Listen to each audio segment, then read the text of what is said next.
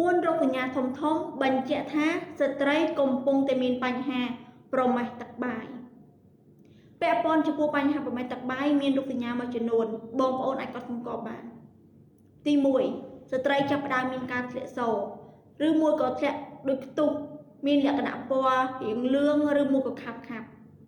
ចំពោះចំណុចទី2ដែលអាចកត់សម្គាល់បានគឺស្ត្រីចេះតែមានអារម្មណ៍ថាឈឺផ្សាក្តៅកាហាយរាល់ពេលដែលបងប្អូនបត់ជើងតូចចំពោះចំណុចទី3គឺបងប្អូនស្ត្រីចេះតែមានអារម្មណ៍ថាមានការឈឺចុកចាប់នៅផ្នែកខាងក្រោមពោះចំណុចទី4ចុងក្រោយគឺបងប្អូនស្ត្រី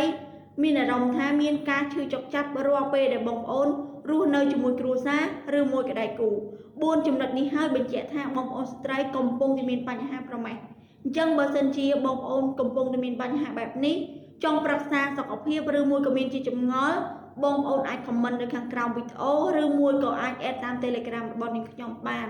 ដើម្បីប្រឹក្សាសុខភាពដែលឥតគិតថ្លៃ